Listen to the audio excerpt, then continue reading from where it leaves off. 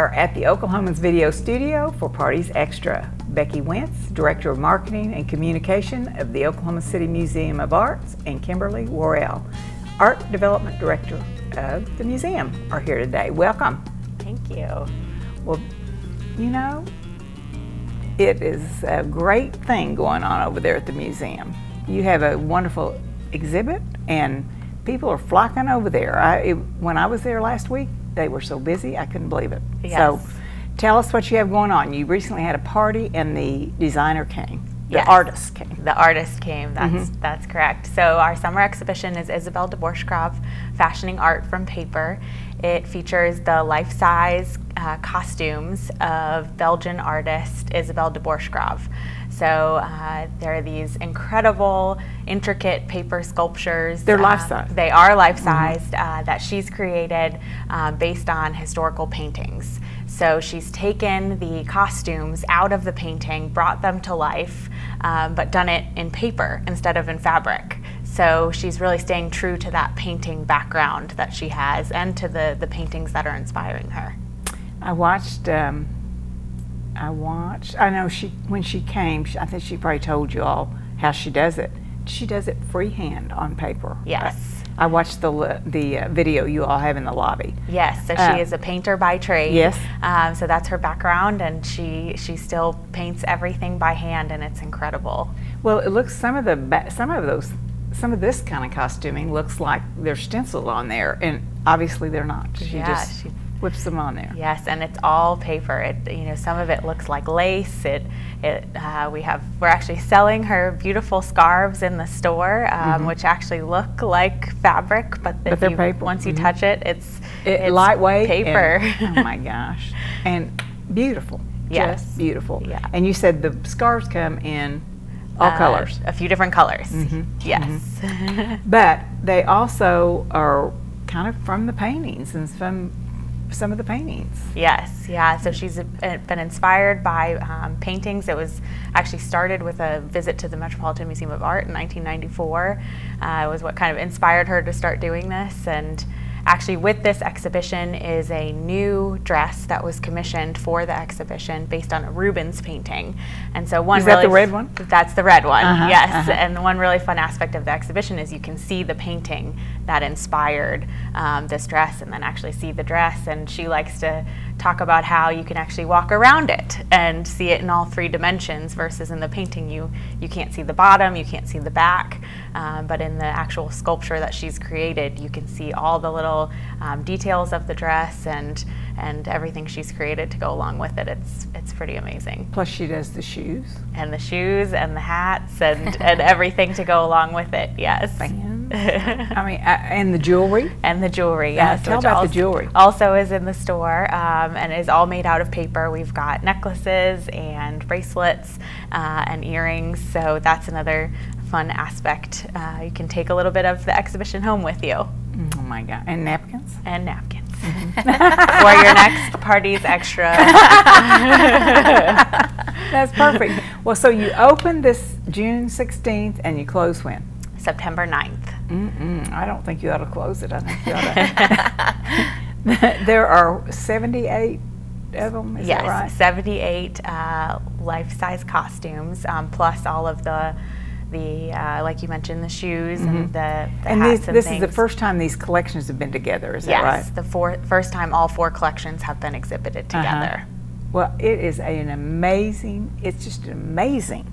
I mean, viewers should get there. I mean, they don't want to miss this one. Yes, thank you for visiting. Oh my gosh. Well, so as a spin-off of all this, you have classes, you have camps, you have workshops, you have public tours, adult classes, the art of paper making, fashion art with thread. I don't know, you have all these things going on. Yes. Along with it. So tell us what you got. All inspired by the exhibition. So like you said, we've got classes for all ages. So our family workshops are a lot of fun. That's where you can, adults and kids can create together. Is that right? After, as we went through the exhibit, there was a section there and there were people stopped there creating. Oh, yes. So that's actually part of the exhibition. Oh, that is? At the very end of the exhibition, we have this really fun activity that you can see right in front of us. These are actually caftans inspired by the caftans that Isabelle de Borchgrave created for the exhibition.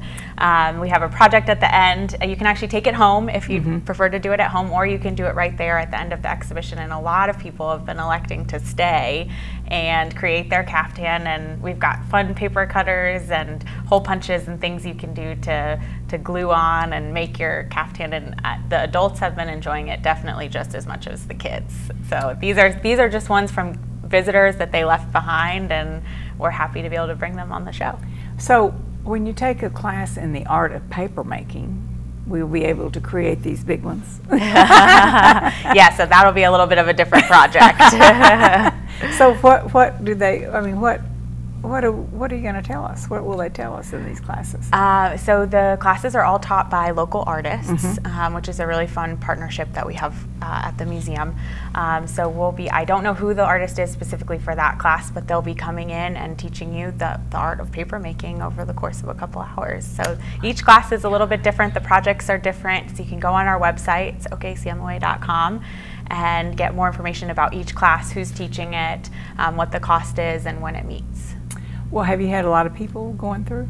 Yes. Yeah, we've had fantastic attendance so far. We had our Third Thursday event last week, which was our biggest Third Thursday so far. We've only had 2, so not a very high bar to clear, but there was just a ton of people coming in to see and spending time in the galleries as well as on the roof. Oh, so that's the rooftop event. Yes. And that's more fun than anything. Yes. So do you do that every week? Every third Thursday. Every so the third Thursday of the month. Thursday. So the next one is July 19th. And so they come and go to the roof. I mean, they go to the exhibit first, probably. Well, it's up to you. If you want to go get a drink and enjoy the view and then see the galleries, or if you just want to enjoy a drink on the roof, that's what that's so for. So it's hard not to touch the paper things. How are you all getting along with that? It is hard. Every time, you kind of want to go, oh, I want to feel that, you know? So one nice thing is you can go down to the store and touch. So we've got these scarves that really look just like the scarves that are in the exhibition. And then we've got this really fun activity at the end. So got some good opportunities for hands-on. And you don't have to touch the real things. Exactly. Gosh, they're pretty, you all. I mean, how in the world, she's got such a talent. She does, yeah. How in the world can she do that? It's amazing. And she did visit. She was here in Oklahoma City. And she's from Belgium. Kim can tell us a little bit about member events. Absolutely. Yes, so we welcomed Isabelle to the museum with several opening events. And we started the week off with a private event for our donors to the exhibition and for our season sponsors for the museum. And they were treated to a wonderful evening where they could interact with the artist and ask questions. And Isabelle and our president and CEO took them through the galleries for a quick tour and answered questions that people might have. One of the great things we did with this exhibition was we allowed the donors to sponsor a dress.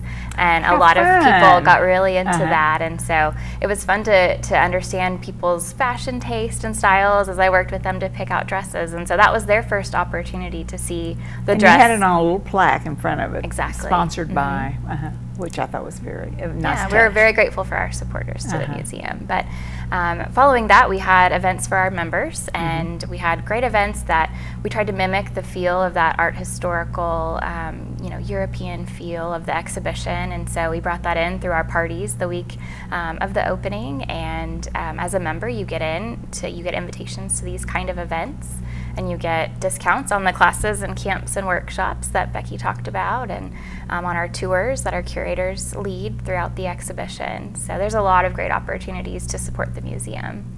Then you have, I happened to go to a tea in the cafe museum cafe, I guess is what it's called. Yep. And it was lovely, you all. It was so nice. People should come down there for tea. It was really a nice event. And then first of all, we saw the exhibit, and then we had tea and discussed it. So that's a nice afternoon with friends. Yeah. It was perfect. So what else is coming up? you have something coming up in October, because this ends in September, I guess. Absolutely. So what yes. So our next exhibition, which we actually just announced yesterday, so this is perfect timing, is Victorian Radicals, and that is opening October 13th, coming from Birmingham in the UK. And so that'll be our new exhibition for the fall. And then for next summer, really exciting, Van Gogh, Monet, Degas, coming from the Virginia Museum of Fine Arts. It's the Mellon collection, and just incredible, incredible works that will be here next summer, opening June 22nd. Wow. So do you all plan these events? I mean, do you get the exhibits? Do you find them? So that's our curators and our director. They do that, and then we get to tell people about them and tell our members about it. So, and how about the permanent collections? They're always up, is that right? Yes. Or do you rotate those? Yeah, so you can always see Dale Chihuly Magic and Light on our third floor, which is definitely a favorite of people that visit. And then we do still have the new art up on the first floor, which is our Washington Gallery of Modern Art collection, our collection of 60s art that we purchased from the Washington Gallery of Modern Art in 1968. So that's in place. Yes. How about films? Do you all do films? Yes. So we've got our film program, and members actually get discounts on film tickets as well, which is great.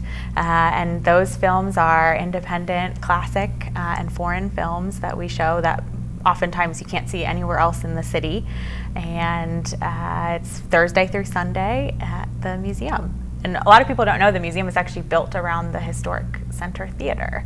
So that's the theater that's in the museum today is the balcony of the Center Theater. Oh, really? From 70 years ago when it opened. Yes. That is interesting. Yeah, it was restored. The building was slated to be demolished, and there was some visionary leaders that decided to restore the building in the early 2000s, and that's where we are today in the Historic Center Theater. That is very interesting. Yeah. And you have some category of membership. I guess you have lots of categories, I don't know, but Friends of the Museum, what do they do? Absolutely. We have our friend level members, and if you are a friend level supporter, you receive all of the benefits of museum membership, but specific to that level is we have a Friends lecture series. And so we like to bring in scholars from all around the world to talk about either pieces from our collection or topics that we think our members are really interested in. And our friend level members receive a reception in advance of the lecture that they can come to and talk with other like-minded art-loving individuals, and then they get to go in and they have reserved seats in the theater for the lecture. And the end of the year is the big annual Friends dinner, and everyone loves that, and they get their reservations in quick so they can get together. It's kind of a reunion of sorts. And what, about 200 people are involved with that? And other categories of membership? So our top level of membership is our sustainer level of membership, and that's the $1,000 level. And with that level, you get all the perks of all of the other levels of membership, like the friend lectures, but you get your own private previews of the exhibition. So in addition to the members preview, there's a private preview just for our top sustainer members to come to the museum. It's a more intimate event where they get to interact with our staff, with the curators for the exhibitions, and get to ask questions and really get to connect with the museum in a deeper way. That's awesome. And we talked about tea at the Museum Cafe, but it's more than that. So tell us a little bit about the Museum Cafe. I mean, it's a dinner and lunch and whatever else. Yeah, so it's a hot spot downtown for lunch for sure. We get lots of downtown employees coming over for lunch, and then we're also open for dinner, and we're a really popular place for before shows at the Civic Center. So definitely make a reservation if you're trying to come before a Civic Center show. Food. Really good food. Yes, and then also brunch on the weekends. And oh, really? It's definitely one of my favorite brunch places. It's so good. So we do a pretty good brunch crowd too, and definitely recommend reservations for certain times. And what about, do you have lots of volunteers? Do you have a board? What do you all have going on over there? So we have a docent program that is wonderful. We are very thankful for our docents. They do most of our school tours. So actually through the Inasmuch Foundation, we are able to offer free school tours for every student in Oklahoma, all K-12 students. And we even offer transportation reimbursement. So with the way that school budgets are being cut, a lot of times they don't even have the budget for a bus. So we're very thankful to the Inasmuch Foundation for that. That's a great idea. Donation. Yes. So our docents run those tours, and then also other tours, you know, as needed throughout the museum. How many docents do you have? Good question. I don't know. I would say 40 or 50 at least. We have a very dedicated core group of docents. Yeah. And a very dedicated board of directors Yes. too. That's do you have? It's just a big board, or what?